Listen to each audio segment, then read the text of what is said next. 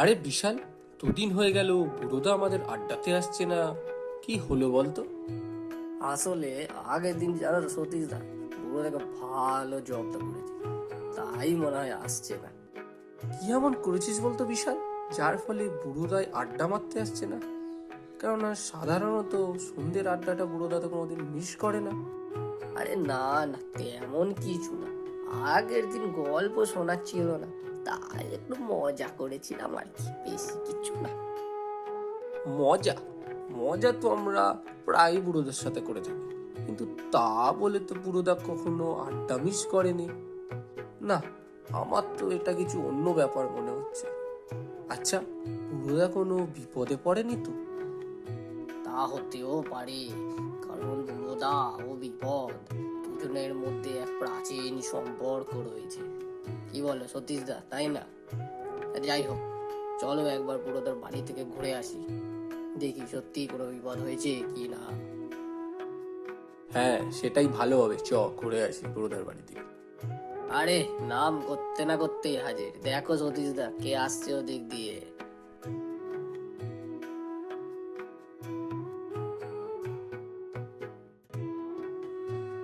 বুড়োদার আয়ু আবার বৃদ্ধি পেল।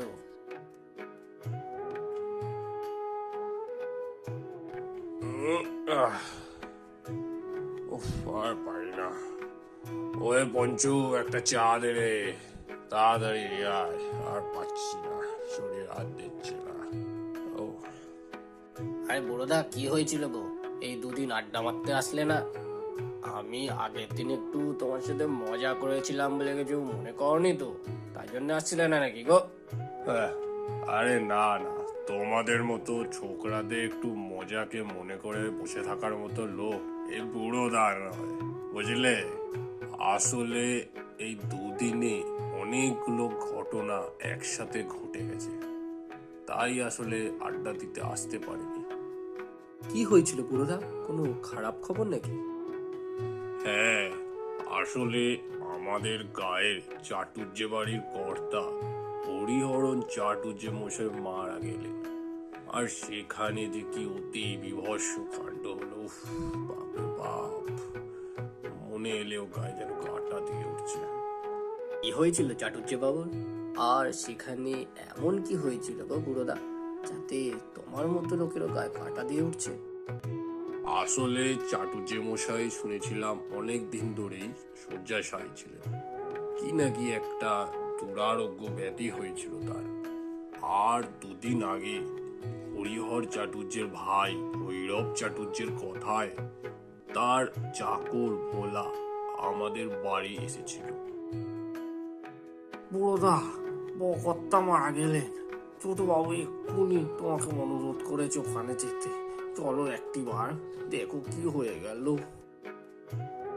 হ্যাঁ, চল যাই।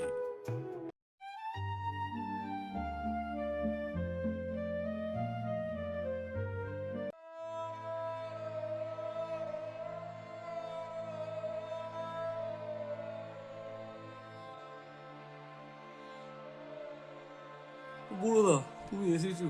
দেখো না কি হয়ে গেল দাদা, হঠাৎ চলে গেল আমাদের সবাইকে ছেড়ে দেওয়া। শান্ত হও ভৈরব, শান্ত হও, সব ঠিক হয়ে যাবে। ভগবানের উপর বিশ্বাস রাখো। লোকেদের শ্রদ্ধাঞ্জলি দিতে দিতে সন্ধে হয়ে গেল।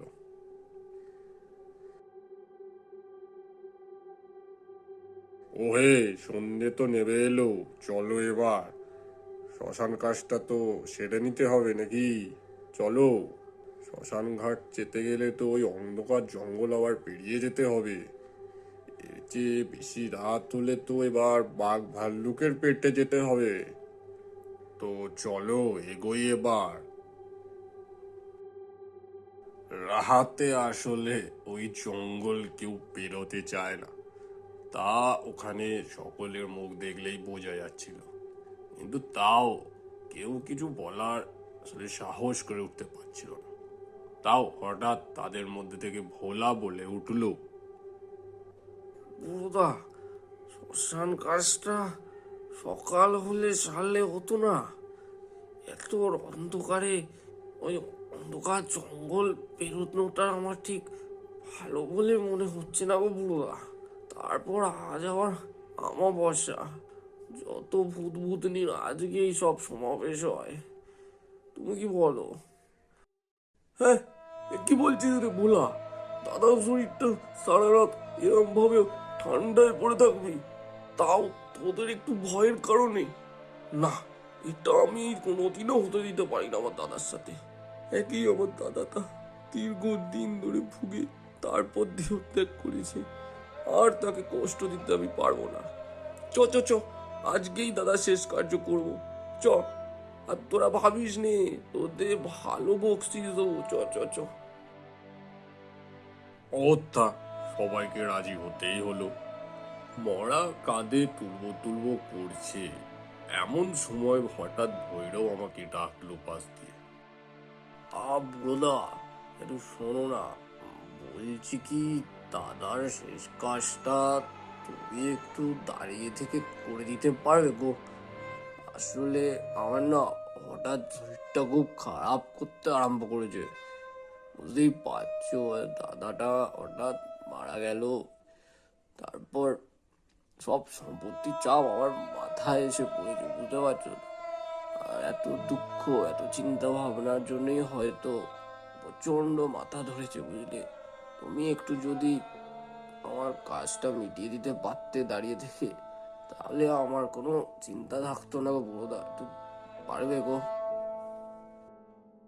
অগত্যা হ্যাঁ বলতেই হলো, এই পরিস্থিতিতে তো আর না বলা যায় না না।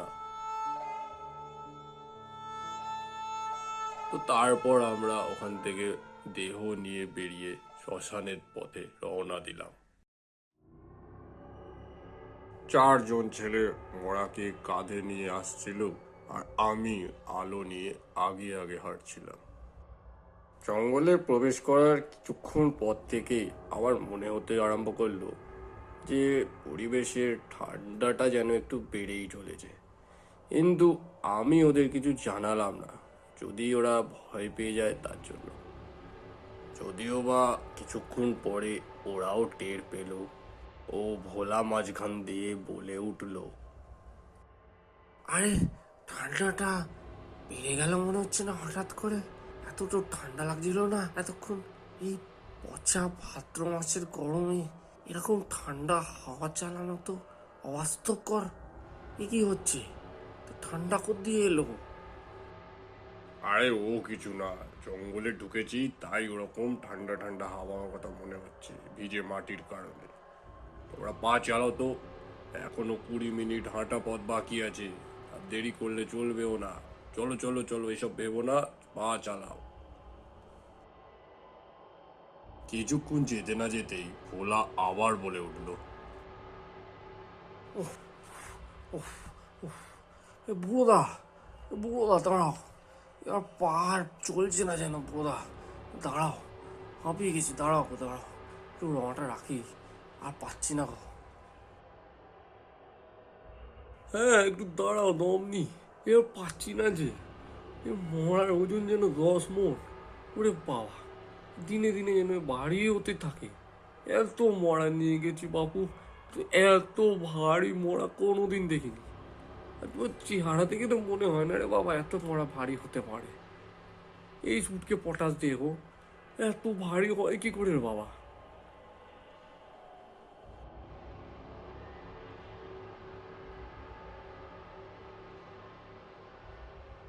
ঠিক আছে ঠিক আছে, নাবা ওটাকে কাত থেকে, চলো এখানে একটু জিরিয়েই নিই কিছুক্ষণ। কিন্তু হ্যাঁ, সবাই সজাগ থাকবে, আমরা কিন্তু জঙ্গলের ঠিক মাঝখানে রয়েছি, আর এই জঙ্গলে শুনেছি বাঘ ভাল্লুক নাকি বেরোয়, তো সবাই সজাগ থাকবে।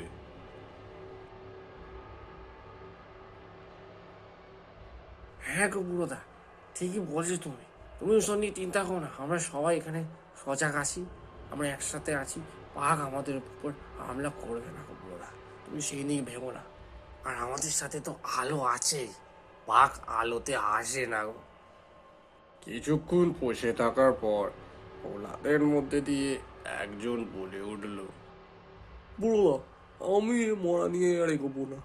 কেন রে, কি হলো আবার তোর? এ মরাটার সাথে কিছু একটা গন্ডগোল আছে গো। এত রোগা দেবো কি করে এত ভারী হতে পারে তুমি বলো? না না না না, এ মরার সাথে গন্ডগোল আছে কিছু। আমি এ মরা নিয়ে আর এগোবো না, আমি এ মরা ছোবও না। এ কি বলছো তুমি? এরকম ভাবে মাঝ জঙ্গলে মরা নিয়ে সারা রাত এখানে বসে থাকবো নাকি? আমার কথা শেষ হতে না হতেই হঠাৎ ভোলা পাশ দিয়ে চিৎকার করে উঠলো। বুড়োদা, ও বুড়োদা, ওই দেখো মরাটা যেন চোখ খুললো। রাম রাম রাম রাম রাম রাম রাম রাম রাম রাম রাম রাম রাম। আমি বলেছিলাম অমাবস্যার রাতে এই জঙ্গল দিয়ে না যেতে। দেখো কি হচ্ছে। ওরে বাবা গো, ওরে বাবা গো। রাম রাম রাম রাম রাম রাম রাম রাম রাম রাম রাম রাম রাম রাম রাম। ওদিকে তাকিয়ে দেখি ভোলা মিথ্যে কথা বলেনি। মরাটার চোখটা সত্যি খোলা। ও সময়ের সাথে সাথে মরাটা ধীরে ধীরে উঠে বসলো। সে কি পৈশাচিক তার রূপ, দেখলেই গা শিউড়ে ওঠে। তারপর ধীরে ধীরে সেই জিনিসটি উঠে দাঁড়ালো। তা দেখে বাকি তিনজন পড়িকি মরি করে জঙ্গলের দিকে দৌড়ে পালালো।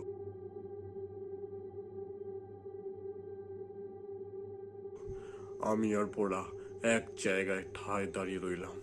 হঠাৎ সেই পৈশাচিক প্রাণীটি বলে উঠল, ইরে পালাচ্ছিস কেন আমায় দেখে? আমি কি তোদের ধরে খাবো নাকি? এই বলেই সেই পৈশাচিক বস্তুটি হঠাৎ করে জঙ্গলের ভেতর দৌড়ে ঢুকে গেল। আর সঙ্গে সঙ্গেই এক আর্তনাদের আওয়াজ শোনা গেল জঙ্গলের ভেতর থেকে।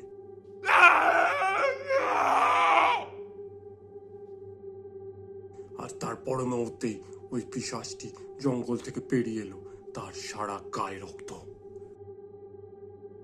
রে বলা, বাকিগুলো কোন দিকে গেল রে?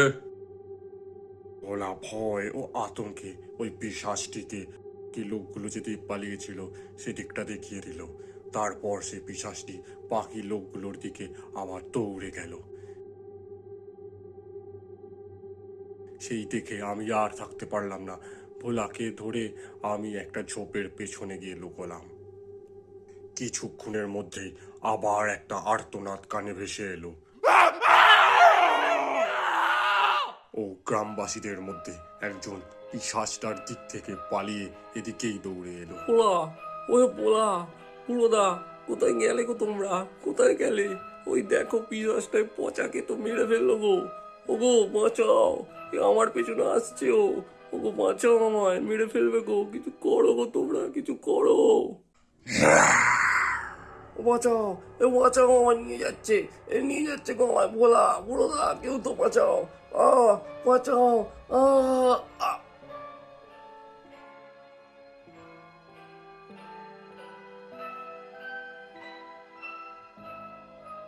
বুড়োদা, আজ মনে হয় আমরা আর কেউ বাঁচবো না গো বুড়োদা। শেষ পর্যন্ত এইভাবে ভূতের হাতে মরতে হবে, কোনোদিন ভাবিনি গো বুড়োদা, কোনোদিন ভাবিনি। ভোলা, চুপ করো, আমাদের আওয়াজও শুনে ফেলবে তো। ভাবতে দাও আমরা কি করা যায়। আপাতত এই ঝোপেই লুকিয়ে থাকি। সকাল হতে আর বেশি বাকিও নেই। যদি ততক্ষণ লুকিয়ে থাকতে পারি তাহলে তো আর কথাই নেই।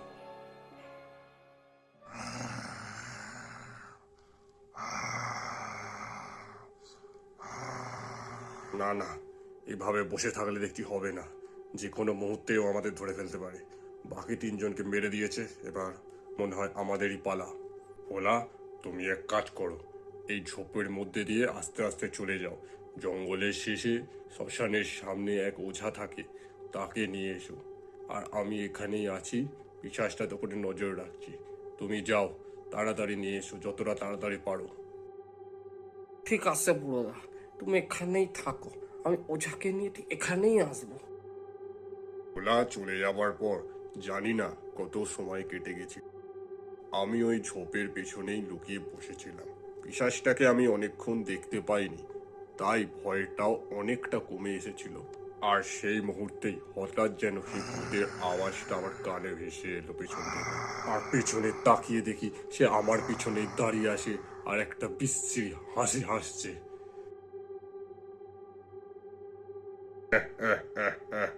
কিরে বুড়ো, ভেবেছিলে যেখানে লুকিয়ে আমার থেকে পার পেয়ে যাবি? হ্যাঁ, তোর ওই চেলা বলাটা কোথায় গেল? বলবি না? খুঁজে তো আমি ওকে নেবই, তোকে মারার পর। কেন করছেন এসব হরিহর বাবু? কি চাই আপনার? আর এত রাগ কিসের? কেন করছি? হ্যাঁ, এই কথাটা তুই তোর ওই ভৈরবকে গিয়ে জিজ্ঞেস কর। ওই হারামজাদাটা আমাকে তিলে তিলে বিষ দিয়ে মেরেছে আমার সম্পত্তির জন্য। ওকে আমি ছাড়বো না, আরো চেনা পরিচিত কাউকে না, আর তোকেও না রে বুড়ো। আমার ওপর আক্রমণ করতে যাবে সেই সময়তেই হঠাৎ কেন কি জানি সে পিশাচটা মাটিতে লতিয়ে পড়লো। পাশ ফিরে দেখি ভোলা ওঝাকে নিয়ে এসেছে এবং ওঝা একটি পুতুলের মধ্যে পিন পিটিয়ে পিশাচটাকে কাবু করেছে। ছেড়ে দে আমায়, ছেড়ে দে। আমি বদলা না নিয়ে কিছুতেই যাব না। আমার বদলা চাই, বদলা। ওঝাটি দেখলাম কোনো কথা না বলি পুতুলটিতে হঠাৎ আগুন ধরিয়ে দিল, আর তার সাথে সাথে হরিহর চাটুর্যের শরীরেও আগুন জ্বলতে আরম্ভ করলো। ভাবিস না তাই শেষ, আমি বদলা নেবই, শরীর থাকুক বা না থাকুক। এটা মনে রাখিস, এটা মনে রাখিস তোরা।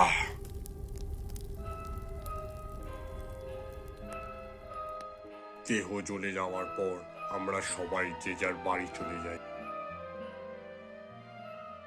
আজ দুপুরে গাছতলার নিচে কালকে রাতের ঘটনা নিয়ে ভাবছিলাম, হঠাৎ দেখি ভোলা আমার দিকে এগিয়ে আসছে।